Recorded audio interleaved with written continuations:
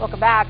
The battle over proposed anti-piracy legislation has hit a virtual breaking point.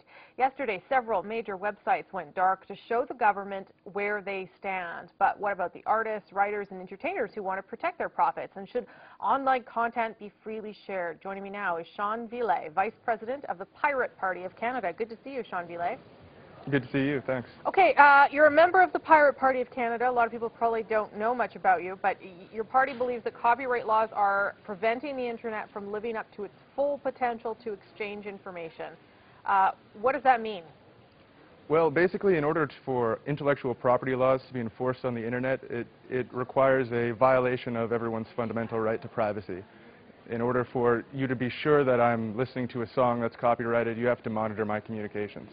But what about people that make that music and do that work, and don't they deserve to get paid for it? Well, if you look at the majority of artists, actually, they're not being paid for their work under the current system because the record labels are a predatory industry that profit off of these artists and leave them very little. So basically you're saying data sharing is a basic human right. Am I getting that straight? I think so, yes. And why is that? Well, essentially, all knowledge to everyone is a core part of my philosophy. Personally, I think that the more access to information we have, the more informed our decisions will be, and that does include, television, movies, and music. Okay, but then what do you make of, for instance, today, the hacktivist group Anonymous went back about this piece of legislation in the United States and decided to knock a number of big websites offline, including the Department of Justice. Do you think that that kind of action is warranted, that it makes sense, that it's a good thing? What do you think of that?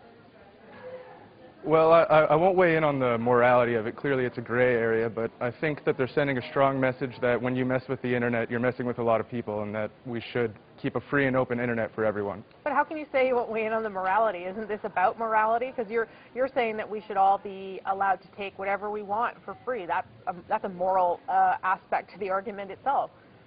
Well, the party doesn't have an official stance on Anonymous because that could be political suicide with people acting through the banner of Anonymous. They could literally do anything. Okay, fine, but not that particular party, but the gesture in itself of hackers coming in and shutting down sites to make political points, is just as much a moral judgment as what you're saying.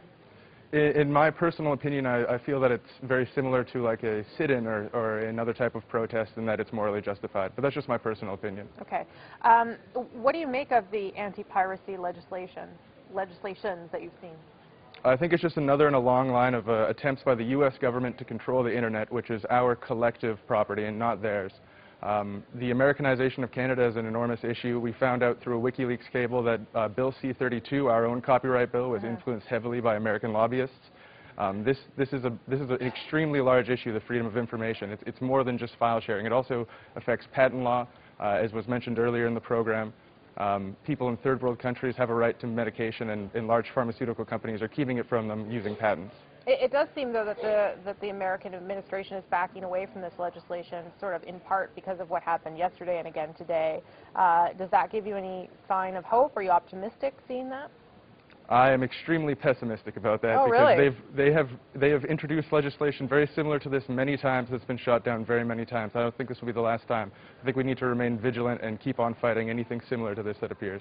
But why is it not okay to put certain controls on the internet? Because, for instance, it also is it's a money-making tool. It's not just about sharing knowledge and being, sorry to be a little bit hippy-dippy about it, but it's also about a place to make money and, make profit. It's not just about sharing ideas. Well, sorry, could you rephrase your question? Yeah, I mean, why are you, I guess I'm asking, what, is it realistic to have the opinion that you have? Because the internet is also just as much for making money as it is for sharing ideas. I would say that the unrealistic opinion here is the opinion of the copyright lobby. The way that the internet is structured, basically any bill similar to this is fundamentally not going to work to fight the spread of copyrighted information. There's no way for them to stop it. There's always going to be ways to get around it because pirates are more innovative than big business. It's up to big business to innovate and fight this and just get used to the new information economy. So, but what are they supposed to do then? Because doesn't it mean that those kind of businesses aren't going to be viable and so they won't be able to have products or produce anything? Well, for the movie industry, for example, I would say that they should focus on 3D movies being exclusively in theaters and encouraging it to be an event where people can come out and spend extra money out to see the 3D version, and then the home video version doesn't need to be 3D. No one really wants a 3D television in their home anyways. So using things like that, we can incentivize paying for content in alternative ways. The problem is that the internet is a much better way to get the content you want than the ways that the major record labels and recording industry companies are using. Okay, Shawn, an interesting and certainly different perspective. Appreciate it. No problem. Thanks a lot. Shawn is the Vice President of the Pirate Party of Canada. Okay, still ahead on Power and Politics, we've got some fashion advice for Liberal leader Bob Rae. Well, I do, so you don't want to miss it.